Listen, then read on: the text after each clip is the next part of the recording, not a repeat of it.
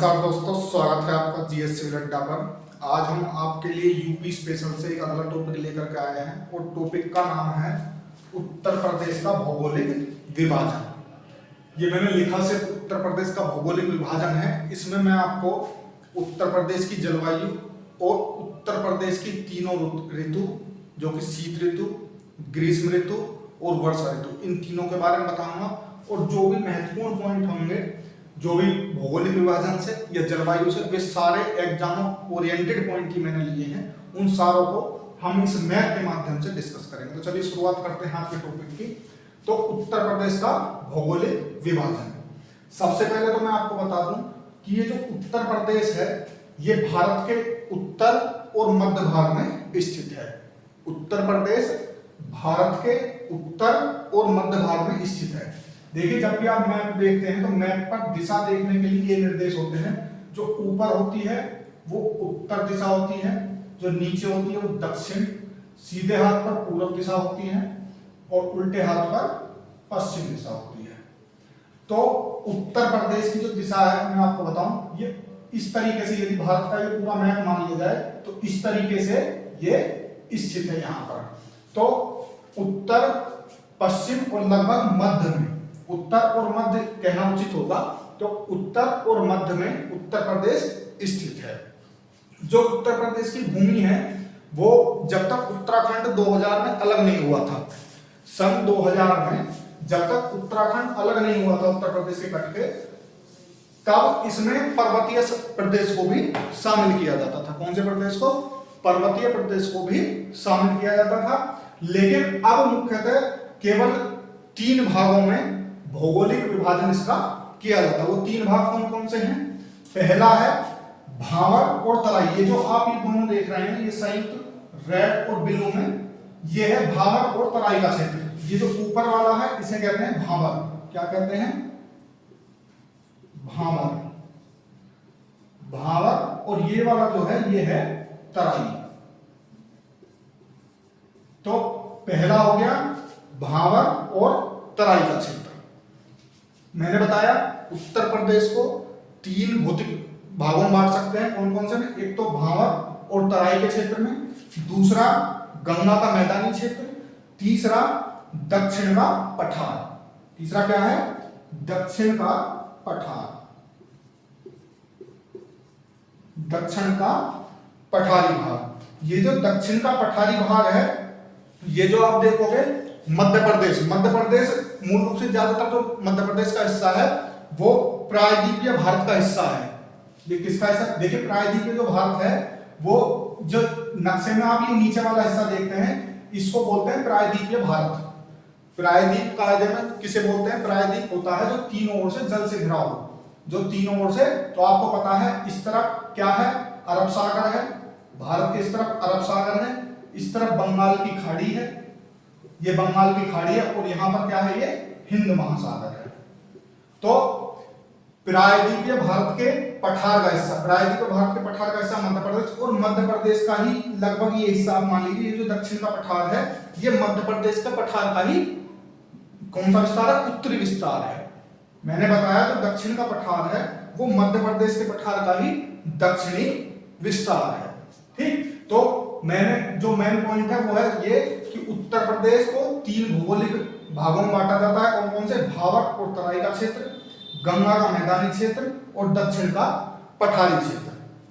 अब एक एक को डिस्कस करते हैं। जैसे कि भावर क्षेत्र। ये जो भावर क्षेत्र है, भावर क्षेत्र ककरीला और पठारी, बिल्कुल पत्थर मिलेंगे आपको यहाँ पर। यदि आप जाएंगे पत्थर क्यों मिलेंगे? देखिए, यहां से निकलती है हिमालय से, इसके ऊपर है हिमालय। आपने बताया उत्तराखंड के ऊपर क्या है? हिमालय है।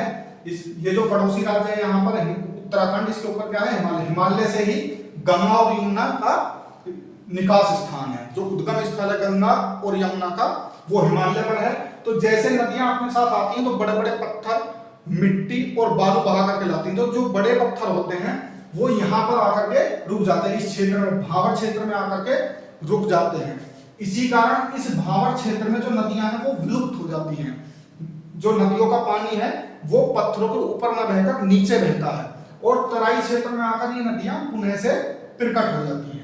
ठीक। तो जो भावर क्षेत्र है ये बिल्कुल कृषि के लिए उपयोग नहीं है, यहाँ पर कोई उपजाऊ भूमि नहीं पाई जाती, यहाँ पर केवल पत्थर पाए जाते हैं, बड़े बड़े पत्थर पाए जाते हैं, इसीलिए ये किसी भी लायक भूमि नहीं है और यहाँ पर नदियां विलुप्त हो जाती हैं और तराई क्षेत्र में पुनः प्रकट हो जाती हैं। अब आते हैं तराई क्षेत्र पर। तराई क्षेत्र कृषि के लिए बहुत ही उपयुक्त माना जाता है क्योंकि यहाँ पर वर्षा की मात्रा भी अच्छी होती है और जो पत्थर तो इस भावर क्षेत्र में नदी में छोड़ दी, लेकिन जो उपजाऊ बालू होती है वो इस तराई क्षेत्र में नदियां छोड़ती चली जाती हैं। ठीक, नवीन जलोढ़ मिट्टी का निर्माण नदियां करती चली जाती हैं। अब मैंने बोला नवीन जलोढ़, तो थोड़ा सा एक चीज और समझ लेंगे, वो मैं गंगा के मैदान में आपको बताऊंगा भावर और खादर क्या होता है। तो पहले तराई देख लीजिए। तराई मैंने बताया भावर के दक्षिण में, भावर क्षेत्र के दक्षिण में तराई क्षेत्र होता है और तराई क्षेत्र की मिट्टी बहुत ही उपयुक्त पाई जाती है, इसीलिए। और इसका विस्तार उत्तर प्रदेश में कहां से कहां तक है, तो ये जो आप देख रहे हैं, ये जो लास्ट जिला है इसे आप कौन सा कहते हैं, उत्तरी पश्चिमी जिला। उत्तरी पश्चिमी जिला है ये सहारनपुर। तो सहारनपुर से लेकर ये देवरिया पटरौना एक जगह पड़ती है महाराजगंज। ठीक, देवरिया पटरौना कुशीनगर यहां तक इसका विस्तार है। देवरिया पटरौना कुशीनगर तक इस क्षेत्र का विस्तार है। भावर और तराई के क्षेत्र का विस्तार उत्तर प्रदेश के उत्तर पश्चिमी जिले सहारनपुर से लेकर महाराजगंज के पटरौना तहसील तक है। तो ये आप याद रखेंगे। अब बढ़ते हैं आगे तराई के क्षेत्र में। तराई के क्षेत्र में मैंने बताई नदियां पुनः प्रकट हो जाती हैं। यहां पर इस तराई के क्षेत्र में क्योंकि उपजाऊ भूमि, नमीयुक्त भूमि पाई जाती है, पानी की अच्छी मात्रा पाई जाती है, तो धान, एक तो धान और गन्ना, धान और गन्ने की खेती पर्याप्त मात्रा में यहाँ पर की जाती है, क्योंकि आपको पता होगा कि सबसे ज्यादा पानी की जरूरत धान और गन्ने की खेती को ही होती है। तो धान और गन्ने की खेती पर्याप्त मात्रा में इस तराई क्षेत्र में की जाती है। अब आते हैं गंगा के मैदान में।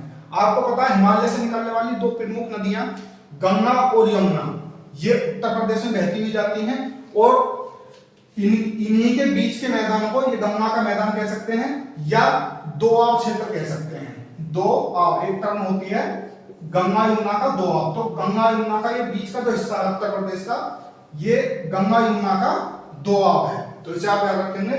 जो दो नदियां होती हैं, मान लीजिए ये दो नदियां हैं, तो इनके बीच का जो क्षेत्र है इसे दोआब बोलेंगे। तो अधिकतर यही देखा जाएगा आप पूरे भारत का जब नदियों का अध्ययन करेंगे कि जितनी भी नदियां हैं, यदि दो नदियां हैं और उनके बीच का जो क्षेत्र है वो बहुत ही ज्यादा उपजाऊ मिलता है। क्यों मिलता है?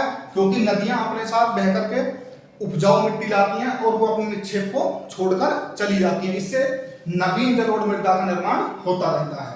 तो गंगा के मैदान में दो प्रकार के जो मिट्टियां हैं वो पाई जाती हैं, दो प्रकार के क्षेत्र पाए जाते हैं। कौन कौन से क्षेत्र हैं वे, ये भी मैं आपको बता दूं।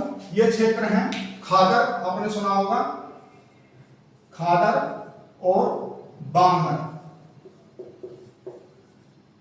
मान लीजिए ये कोई नदी है, ठीक, तो जो इसके नजदीक वाला हिस्सा होगा इस क्षेत्र को कहते हैं खादर। इस खादर क्षेत्र में नवीन जलोढ़ मृदा पाई जाती है। कैसी नवीन जलोढ़ मृदा पाई जाती है? क्योंकि यहां पर प्रतिवर्ष गंगा का पानी आता है या जो भी नदी बह रही है उसका पानी आता है और अपने साथ जो नया निक्षेप लेकर के आता है उसे यहां पर छोड़कर चले जाता है। तो ये क्षेत्र कृषि के लिए बहुत ही उपयुक्त माना जाता है। यहां पर सभी प्रकार की खेती की जा सकती है। अब बात आती है इससे थोड़ा सा दूर का क्षेत्र। मान लीजिए ये नदी है, इससे यहां का क्षेत्र आप थोड़ा सा मान लीजिए थोड़ा सा और दूर का, तो इसे बोलते हैं बांगर क्षेत्र। यहां पर कभी नदी का पानी पहले जाता था, मतलब नदी पुराने समय पर यहां पर अपना निक्षेप छोड़ चुकी है, लेकिन अब वर्तमान में नहीं छोड़ रही है। तो ये कहलाता है बांगर क्षेत्र। तो इसे कहते हैं प्राचीन जलोढ़ मृदा का क्षेत्र। प्राचीन जलोढ़ मृदा, याद रखेंगे इस टर्म को, प्राचीन जलोढ़ मृदा। मैं समझता हूं दोनों स्थिति क्लियर हो गई होंगी।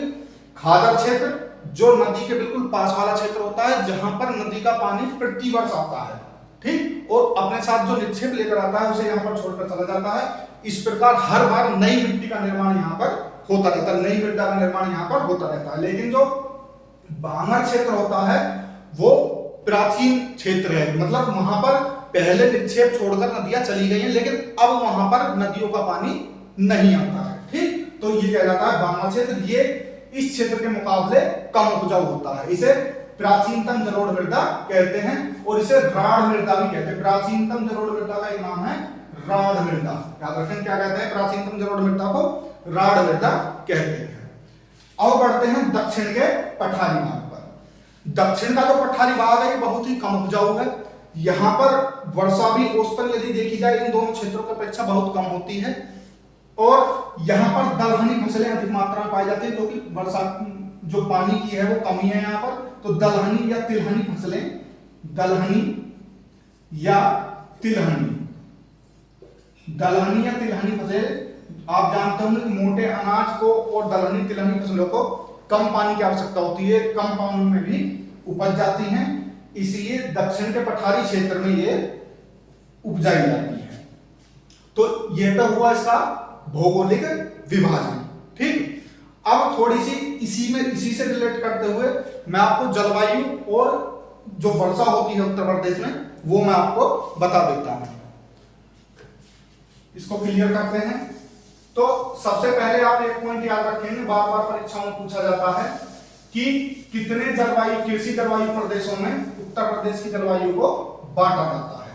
तो 9 याद रखेंगे, 9 संख्या। ठीक, जो कृषि जलवायु प्रदेशों की संख्या है, कृषि जलवायु प्रदेश, कृषि जलवायु प्रदेश कितने हैं? 9 है। ये संख्या आप रख लेंगे। कृषि जलवायु प्रदेश 9 है। जो ये जो उत्तर प्रदेश की जलवायु है ये उष्ण कटिबंधीय, कौन सी? उष्ण कटिबंधीय, उष्ण कटिबंधीय मानसूनी,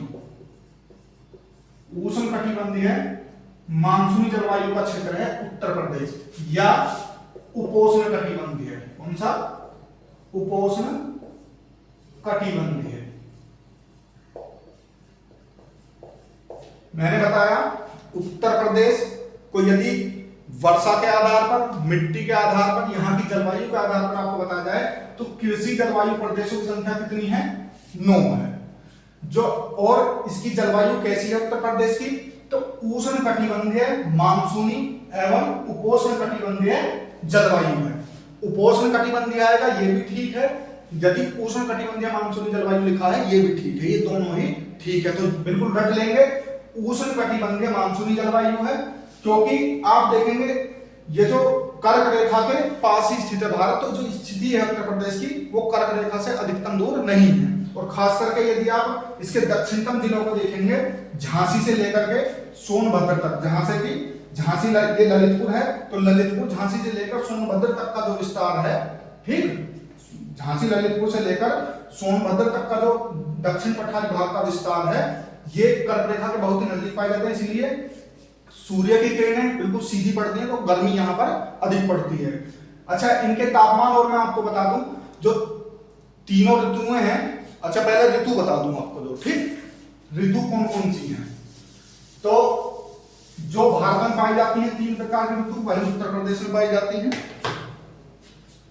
पहले बताता हूं आपको शीत ऋतु। शीत ऋतु, तो शीत ऋतु कब से कब तक होती है? सबसे पहले शीत ऋतु ये कब से कब तक होती है? ये अक्टूबर से जनवरी या फरवरी कह लीजिए, फरवरी, जनवरी, अक्टूबर से फरवरी माह तक शीत ऋतु अक्टूबर से फरवरी माह तक होती है। शीत ऋतु में जो औसत तापमान रहता है इन तीनों ही क्षेत्रों का अलग अलग पाया जाता है। जो उत्तर प्रदेश में काफी विषमताएं पाई जाती हैं क्योंकि इसका क्षेत्रफल भी काफी है। अच्छा, उत्तर प्रदेश का क्षेत्रफल कितना है? तो 2,40,928 वर्ग किलोमीटर। तो आप समझ सकते हैं कि इसका विस्तार काफी है, 2,40,928 वर्ग किलोमीटर में फैला है। तो इसमें जलवायु में विषमताएं, ताप में विषमताएं और वर्षा में भी विषमताएं पाई जाती हैं। जैसे कि शीत ऋतु में यदि भाबर, ये जो भाबर क्षेत्र है, भाबर और तराई के क्षेत्र में जो औसत तापमान रहता है शीत ऋतु में वो 28 डिग्री सेल्सियस रहता है। कितना? 28 डिग्री। और यदि न्यूनतम तापमान की बात करें तो लगभग 13.7 डिग्री सेल्सियस रहता है। ठीक, मैंने बताया शीत ऋतु में ये लगभग मैं पूरे का ही आपको बता रहा हूं, ठीक। 28 डिग्री सेल्सियस और 13.7 डिग्री सेल्सियस शीत ऋतु का तापमान है। खास करके दक्षिणी पठारी क्षेत्र में शीत ऋतु का कोई विशेष इफेक्ट नहीं पड़ता है। दिन में लगभग 28 डिग्री का तापमान यहाँ पर बना रहता है और रात में 13 डिग्री सेल्सियस तापमान हो जाता है। और शीत ऋतु की क्या विशेषताएं हैं? शीत ऋतु में जो वर्षा होती है उत्तर प्रदेश में, वो भूमध्य सागरीय जलवायु से होती है। उत्तर पश्चिम से आने वाली हवाओं से, देखिए उत्तर पश्चिम इधर है, तो इधर से आने वाली हवाओं से, यानी कि भूमध्य सागरीय जो चक्रवात आता है, भूमध्य सागरीय चक्रवात, उससे जो हवाएं चलती हैं काला सागर होते हुए, उन नमीयुक्त हवाओं से शीत ऋतु में लगभग 13% वर्षा, लगभग 13% वर्षा पश्चिमी उत्तर प्रदेश में प्राप्त होती है। ये शीत ऋतु की मैं अभी आपसे बात कर रहा हूं, ठीक। अब बात करते हैं ग्रीष्म ऋतु की। तो ग्रीष्म ऋतु में जो औसत तापमान है उत्तर प्रदेश का, वो लगभग 38 डिग्री सेल्सियस है। कितना है? लगभग 38 डिग्री सेल्सियस है। हालांकि ये जो तापमान है ये 47 डिग्री सेल्सियस तक भी अधिकतम नोट किया गया है। जो औसत है वो 38 डिग्री सेल्सियस है। और यदि न्यूनतम तापमान ग्रीष्म ऋतु में, न्यूनतम तापमान की मैं आपको बात करूं, जैसे ग्रीष्म ऋतु, शीत ऋतु में मैंने आपको बताया था कि अधिकतम 28 और न्यूनतम 13.7 डिग्री सेल्सियस है, तो ग्रीष्म ऋतु में अधिकतम 38 और न्यूनतम कितना है? तो ग्रीष्म ऋतु में न्यूनतम 28 डिग्री के सेल्सियस के करीब तापमान नोट किया जाता है। ये मध्यम तापमान, एक औसत तापमान मैं आपको बता रहा हूं। वैसे तो अधिकतम तापमान 47 डिग्री सेल्सियस तक भी पहुंच जाता है। एक क्वेश्चन बहुत पूछा जाता है कि सबसे ज्यादा तापमान कहां पर नोट किया जाता है? तो सबसे ज्यादा गर्मी उत्तर प्रदेश के 2 जिले आगरा और मथुरा में पड़ती है। तो याद रखेंगे, सबसे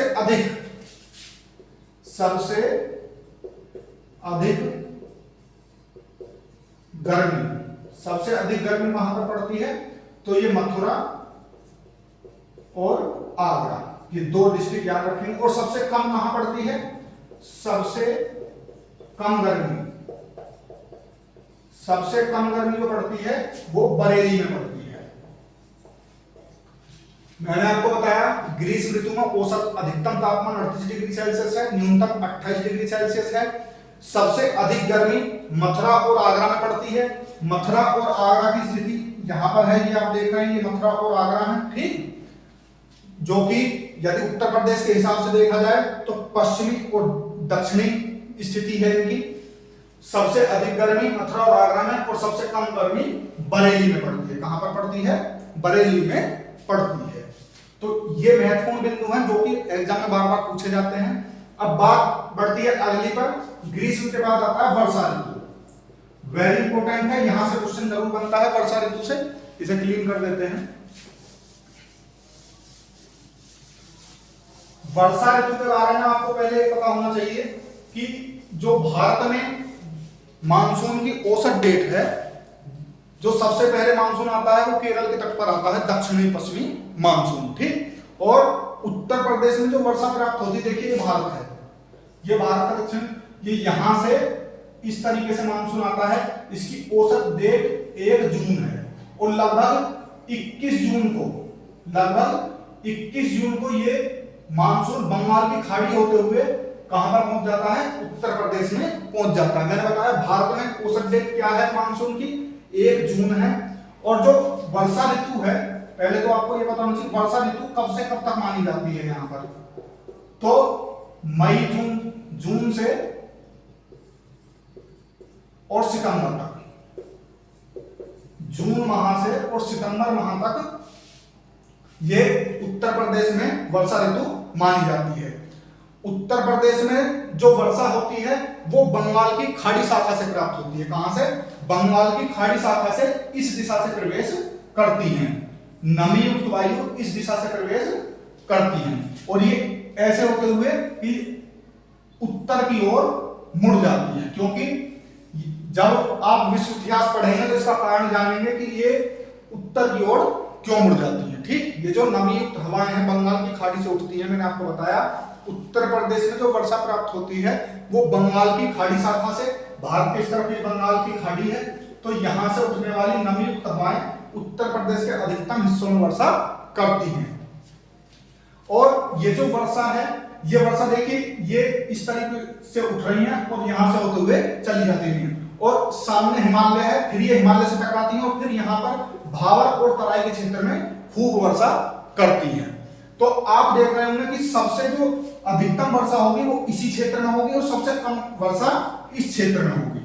ठीक, तो मोटा मोटी आपको याद रखना है, जब नमीयुक्त हवाएं कहां से चल रही हैं, बंगाल की खाड़ी से चल रही हैं, बिहार होते हुए उत्तर प्रदेश में प्रवेश करती हैं, तो उत्तर की तरफ ही मुड़ जाती हैं, जिससे कि ये ऊपर जाकर हिमालय से टकराती हैं, हिमालय से टकराकर पुनः वापस आती हैं और फिर भावर और तराई के क्षेत्र में खूब वर्षा करती हैं। तो आपको समझ में आ गया होगा कि यदि अधिकतम वर्षा उत्तर प्रदेश में कहीं होती है तो वो इस भावर और तराई के क्षेत्र में होती है, और यदि न्यूनतम वर्षा होगी तो देखिए यहां से आ रही है, तो न्यूनतम वर्षा इस क्षेत्र में होगी। यहीं से बार बार क्वेश्चन पूछे जाते हैं कि उत्तर प्रदेश के किस जिले में सबसे अधिक वर्षा प्राप्त होती है, तो उत्तर प्रदेश के यहां पर है गोरखपुर जिला। ठीक, उत्तर प्रदेश के गोरखपुर जिले में, कौन से जिले में, उत्तर प्रदेश के गोरखपुर जिले में सबसे अधिक वर्षा, सबसे अधिक वर्षा। ठीक, उत्तर प्रदेश के गोरखपुर जिले में सबसे अधिक वर्षा होती है। इधर ये है मथुरा, मथुरा में सबसे कम वर्षा होती है, सबसे कम वर्षा। तो आप क्या देख रहे हैं कि पूरब से पश्चिम की तरफ चलने पर, पूरब से पश्चिम की तरफ चलने पर और उत्तर से दक्षिण की तरफ चलने पर वर्षा की मात्रा में उत्तर प्रदेश में कमी आती है। बहुत इंपॉर्टेंट लाइन है, बार बार याद रखेंगे, नक्शे से याद रखेंगे। ठीक, मैंने बताया उत्तर प्रदेश में पूरब से पश्चिम की तरफ बढ़ने पर और उत्तर से दक्षिण की तरफ बढ़ने पर वर्षा की मात्रा में कमी आती है। इसी कारण इसकी स्थिति क्या बन रही है, जो मथुरा जिला है इसकी स्थिति क्या बन रही है, इसकी स्थिति बन रही है उत्तर और दक्षिण। और उत्तर दक्षिण मैंने आपको बताया, उत्तर की तरफ बढ़ने पर भी और दक्षिण की तरफ बढ़ने पर भी उत्तर प्रदेश में वर्षा की मात्रा में कमी आती है, इसलिए मथुरा में सबसे कम वर्षा प्राप्त होती है। और मैंने आपको बताया उत्तर की ओर बढ़ने पर, ठीक, उत्तर की ओर बढ़ने पर वर्षा की मात्रा में अधिकता आती है। यहाँ पर हिमालय है, हिमालय से टकराकर पुनः वर्षा होती है, तो उत्तर और पूर्व में वर्षा की मात्रा अधिक होती है। तो उत्तर और पूर्व में कौन सा जिला है, गोरखपुर जिला है, तो गोरखपुर जिले में इसीलिए सबसे अधिक वर्षा होती है। मैं समझता हूं आपको समझ में आ गया हो कि गोरखपुर में सबसे अधिक वर्षा क्यों होती है और मथुरा जिले में सबसे कम वर्षा क्यों होती है। अब इसके बाद देखिए दक्षिण के पठारी में कम वर्षा प्राप्त हो रही है, इसलिए यहाँ की भूमि में कोई भी उपजाऊपन बिल्कुल भी नहीं पाया जाता है। और दक्षिण के पठार में बहने वाली नदियों के बारे में मैंने आपको बताया, ये भी मानसूनी नदियां एक तरीके से कह सकते हैं, जब बरसात के मौसम में ही इनमें पानी की मात्रा पर्याप्त बनी रहती है, अन्यथा ये सूखी रहती है। ठीक, तो चंबल, केन, बेतवा, सोन, ये आप याद रखेंगे, जो कि मैं पहले नदियों का टॉपिक पढ़ा चुका हूं। चंबल, केन, सोन, बेतवा ये इसकी प्रमुख नदियां हैं दक्षिण के पठार से निकलने वाली। तो जो मेन बिंदु थे वो यही थे। और पश्चिमी भाग में याद रखेंगे, पश्चिमी भाग में बहुत ही कम वर्षा उत्तर प्रदेश में प्राप्त होती है। ठीक, पश्चिम भाग में कब प्राप्त होती है, तो शीत ऋतु में प्राप्त होती है। मैंने आपको बताया था भूमध्य सागर से जो नमीयुक्त हवाएं आती हैं, भूमध्य सागर से होते हुए, काला सागर होते हुए और अरब सागर शाखा से होते हुए जो नमीयुक्त हवाएं आती हैं, वे शीत ऋतु में उत्तर प्रदेश के पश्चिमी भाग में खूब वर्षा करती हैं। और तापमान के विषय में आप याद रखेंगे मोटा मोटी, देखिए इस नक्शे से यदि तापमान की बात की जाए तो तापमान सबसे ज्यादा कहां पर रहेगा, पठारी भाग में रहेगा। ठीक, और सबसे जो कम तापमान रहता है वो पश्चिमी भागों में रहता है। उत्तर प्रदेश के पश्चिमी भागों में शीत ऋतु में 10 डिग्री सेल्सियस तक न्यूनतम तापमान देखने को मिला है। तो याद रखेंगे सबसे कम तापमान पश्चिमी उत्तर प्रदेश में मिलता है और सबसे अधिक तापमान दक्षिण के पठारी में। प्रॉपर जिले की बात करें तो सबसे ज्यादा गर्मी कहां पड़ती है, मैंने आपको बताई थी आगरा और मथुरा में। कहां पर पड़ती है, आगरा और मथुरा में सबसे ज्यादा गर्मी पड़ती है, बरेली में सबसे कम गर्मी पड़ती है। तो इन पॉइंटों को आप ध्यान रखेंगे जहां से बार बार क्वेश्चन आपसे पूछे जाते हैं। मैं समझता हूं कि जलवायु और भौगोलिक विभाजन से इससे ज्यादा क्वेश्चन आपको नहीं मिलेंगे। अच्छा, एक और चीज याद रखेंगे कि सोनभद्र में और इसी के पास एक और जिला है मिर्जापुर, सोनभद्र में सोनोकर की पहाड़ियों का विस्तार है। तो ये भी पूछा हुआ है कि सोनभद्र की पहाड़ी का विस्तार कहाँ है, तो ये सोनभद्र में है, ये आप याद रखेंगे।